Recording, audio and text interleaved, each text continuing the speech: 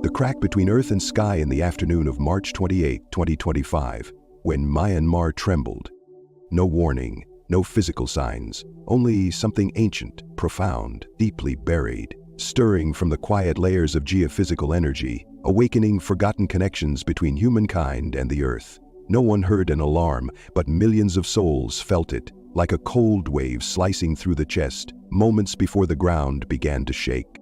A 7.7 magnitude earthquake. Geologist Jess Phoenix said it carried the energy of over 300 atomic bombs.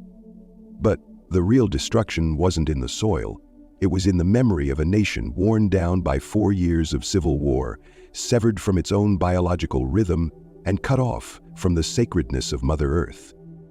The collapsing buildings were only the final visible result. What collapsed first was trust, false order, the illusion of stability society clung to just to survive the chaos. In ancient astrology, there are moments when the axes of great planetary forces collide with collective energy fields. When Rahu, the shadow node, passes through the 12th house, everything buried deep in the subconscious begins to rise. The 12th house is not just the realm of the unconscious. It is the gateway of old karma, of sealed secrets spanning lifetimes, of energy long trapped and never released. When Rahu enters this house, all stability is revealed as illusion. Myanmar at that moment was the convergence point. Rahu in the 12th house, Pluto approaching Capricorn, the shadow of the eclipse beginning to stretch like an invisible mist across Southeast Asia. Pluto, the planet of destruction, death, and rebirth, does not rush.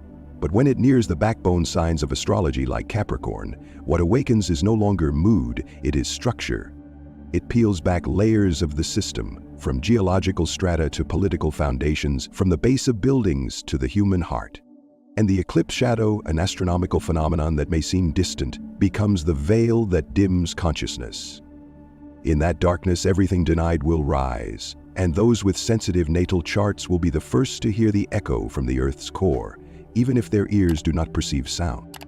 Aries during this time often feel the strongest tremble, not because they are near the epicenter, but because the primal fire within them burns out of rhythm. They feel trapped, irritable, like something is holding them back in a world that demands change but forbids movement. But what they face lies not outside, but in the inner journey of learning how not to react when energy peaks, to stand still amid the tremors and not burn themselves alive. Taurus experiences a gentler quake, but one that sinks deeper. They feel their foundations trembling quietly. Work, health, finances suddenly feel as fragile as a thread pulled too tight. For them, the greatest pain isn't loss. It's not knowing what is solid enough to hold on to. Gemini, those quick thinkers and endless talkers, for the first time, find their questions circling without escape. They spiral through facts, feelings, thoughts, yet nothing touches their innermost being. Because what is vibrating now lies not in knowledge, but in intuition, where the language of the soul begins to name what the mind cannot reach. The Myanmar earthquake wasn't a random slip of tectonic plates. It was the explosive release of an energy stream compressed over generations. When the earth has no room to breathe, it shakes. When the collective soul has no place to hide, it awakens. And if you're living thousands of miles away yet feel a sudden tightness in your chest, a chaos in your heart with no clear cause, that is no coincidence. You are being connected. Because vibration knows no borders, and the crack beneath the earth is a calling on the astrological map of humankind. Fractured emotions and the soul's being called. There are tremors that don't collapse buildings, don't split the ground, yet they stop a soul mid-breath, eyes lifted asking, what layer of reality am I really living in? The Myanmar earthquake didn't only rupture the geological layer, it opened an invisible fissure in the collective emotional field where logic cannot analyze and instinct can only tremble. Because in astrology, whenever Rahu touches the 12th house and Pluto activates Capricorn, nothing can continue to pretend it's okay. Everything that's been compressed, from unspoken emotions, unhealed wounds, to outdated beliefs rooted too deep, bursts to the surface. And as the total eclipse nears and the sky's light is withdrawn, the shadows within each of us begin to form shape, identity, and voice. In the days before the quake, zodiac elements responded differently, not through logic, but through the energetic codes etched deep within their souls. Fire signs, Aries, Leo, Sagittarius, felt the first waves. Without knowing why, they began to lose sleep. They grew irritated, short-tempered, ready to explode, as if a fire raged through their bones and no one could put it out. But this fire was not meant for action. It was a call to learn how to stand still within the blaze. Not to run, not to scream, just to witness it until it softened itself. This is the time for fire souls to experience the internalization of power, and for the first time realize sometimes silence is the strongest form of courage. Earth signs Taurus, Virgo, Capricorn show almost nothing on the surface, but inside their foundation is cracking. What they once believed to be certain, secure, is now shifting and warping. Work no longer feels like salvation. Discipline no longer saves them from a sense of disconnection. And when control stops working, only one path remains: surrender. Not giving up, but accepting that what they've been holding on to was never truly solid to begin with. Air signs Gemini, Libra, Aquarius react by spinning in circles of information. They read more, research more, talk more. But the more they understand, the more they feel separated from themselves, because what's happening is beyond the reach of logic. They don't need more analysis, they need silence. Emotions are not resolved through knowledge, but through pure, unconditional presence.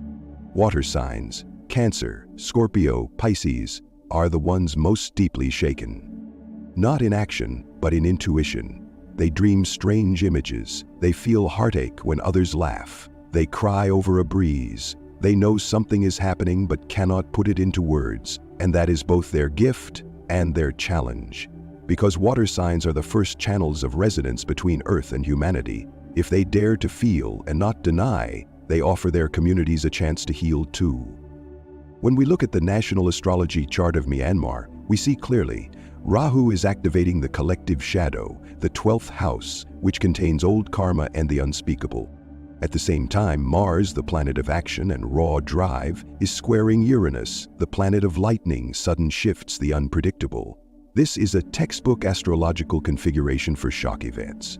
And then, as Pluto edges closer to Capricorn, the ruler of power, politics, and societal structures, the tremors are not just in the land, but in the systems themselves. Not everyone can feel this, but the most sensitive, those who have been deeply wounded in the past, are the first to know. We are entering a new energetic threshold. A threshold where the old will be peeled away. Every stable system that contradicts life will collapse, from politics to education to how humans build houses and live with one another. If you've ever felt like this, like you're sensing something no one can name, like your heart is trembling in ways you can't explain, then leave a message. You don't have to say much. Just to know you're not alone. Because sometimes a single dot or number left by you is enough to make someone feel they're not walking this journey alone. And if this message touches something deep inside you, don't forget to follow. We are building a space for awakening souls, and you are a part of it. When a building collapses, people can count the floors, the casualties, the shattered bricks. But when an emotional system breaks down in silence, no one can count it. We just know that we no longer sleep well, nothing feels real anymore, and even a simple meal can leave us choking halfway through for no apparent reason. After every physical tremor comes a spiritual aftershock, but this aftershock doesn't arrive with sound. It arrives as a sensation. The inner world no longer matches the outer one. A dissonance that has no words, only felt through skin, through blurry dreams, through a heartbeat that suddenly races with no medical cause. In astrology, Rahu represents darkness.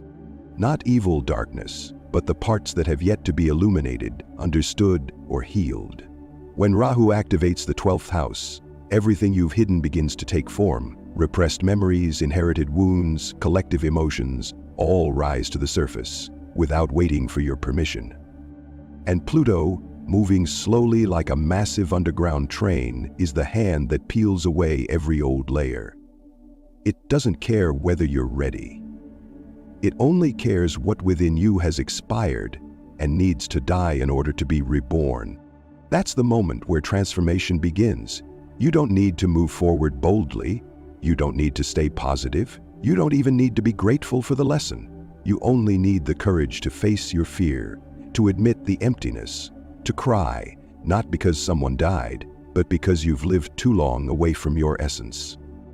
A Cancer might suddenly cry in the middle of the night, not out of pain, but because they hear sorrows that were never named.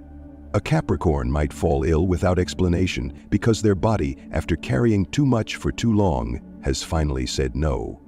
A Pisces might dream of visions that feel prophetic, as though the universe is sending codes from its depths. An Aquarius might feel an unbearable isolation, as if the world has moved off course and left them behind. Transformation does not arrive like a magical night. It arrives in tiny rhythms.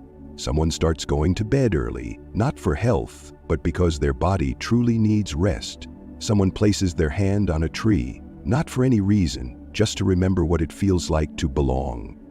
Someone writes a single honest sentence, not for anyone to read, but so they won't forget what they're carrying. Someone sits still for 10 minutes each morning, not to meditate, but to feel. The earth is still turning, and I am still here. Transformation is not a destination. It is a return to the original state your soul once knew, quiet, whole, slow, real. In a physical earthquake, the foundation breaks first. In a spiritual earthquake, the ego collapses first. And what remains is your ability to feel the very small, the very real, the very alive, which you may have forgotten in your years chasing stability. If you no longer feel aligned with the old way of living, try this. You don't need to go to the mountains. You don't need the ocean. Just a roasted sweet potato, a bowl of steamed greens, a slice of fresh ginger in your tea. Things that touch the soil will bring you back to your original biological rhythm, where there are no deadlines, only seasons, where there is no comparison, only sufficiency. Morning is when the earth resets. Don't turn on your phone before looking at the sky. Don't check your email before checking your heartbeat. Step outside if you can, and breathe deeply 3 times. Once for the body, once for the emotions, once for the soul that has slept too long. At night, turn off the screen, not to rest, but to remember. You once knew what silence felt like. Only in darkness can the inner whispers rise, and sometimes that's the only sound you need in an entire noisy day. Clean your space like you're clearing old energy, not for cleanliness, but for clarity. Not because you need it, but because it's time to let go of who you no longer are. A shelf, a drawer, a small cabinet. Wiping away dust is wiping away memory. Burn a stick of incense. Play a 432 Hz track. And let the space teach you how to live again. Write, cry, paint, or sit still.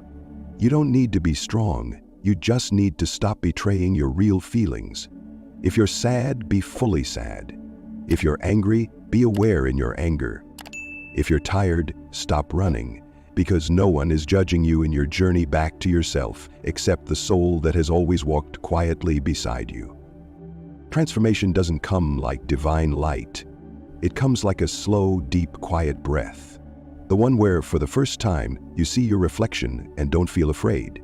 And you'll realize something: the earth is not punishing, the universe is not forcing you. They're only sending an invitation, gentle, soft, for you to return to your original frequency. That frequency where you don't need to try anymore. This message is not for the crowd. It's for those still sitting in the middle of the night, quietly resetting the rhythm of their life without anyone knowing. If you're one of them, just leave a greeting, no need to explain. This space exists for hearts like yours. Those who feel enough to sense, brave enough to change direction, and quiet enough not to need noise. Stay, because every time you're present, this community becomes deeper, stronger, more real. The crack is not the end, but a gateway to rebirth. When the earth shakes, everyone looks at where the ground split. But in astrology, we don't look down. We look up, to the sky, to the map of celestial movement, because up there, the planets are drawing each ripple of humanity's evolution, not with fire, not with stone, but with invisible vibrations that stretch across time. Pluto does not come to destroy, it comes to expose Rahu, does not bring misfortune, it opens the gate to what has not been fully seen. An eclipse does not bring darkness, it removes the false light so that the true light inside each of us can rise. and Myanmar, amidst fractured earth, war, poverty, and helplessness, became the first place where the spiritual crack of Southeast Asia surfaced into reality. Not just the houses fell, but the faulty structures of society, the blind faiths, the habits that go against nature, all began to collapse at once. You may be living in the US, in Thailand, in Australia, anywhere, but if you've been unable to sleep lately, if your heart clenches for no reason, if it feels like an invisible broadcast is playing inside you that no one else can hear, then you're not wrong. You are simply being called. Not to panic, not to do anything grand, but to begin living again, in a way you may have forgotten. The crack is not the end, it's the opening, the gap through which real light enters, the space where you, I, and all of humanity can shed the old layer to begin again. And if you still have the courage not to tense up, not to resist the tremor, not to ignore the knocking in your chest, then you have already stepped one foot through the gate. You don't need to understand everything. You don't need to do anything grand. If you're still listening, perhaps you're like me, not seeking answers, just seeking a frequency where you can be yourself. This channel doesn't promise to lead the way, but I promise to walk with you through lunar cycles, planetary retrogrades, and sudden tremors. Follow this channel, not for me, but because you need an anchor point, and so do I. Leave your feeling below, because who knows, it might be the awakening someone else has been waiting for. Thank you for staying this far. See you in the next video.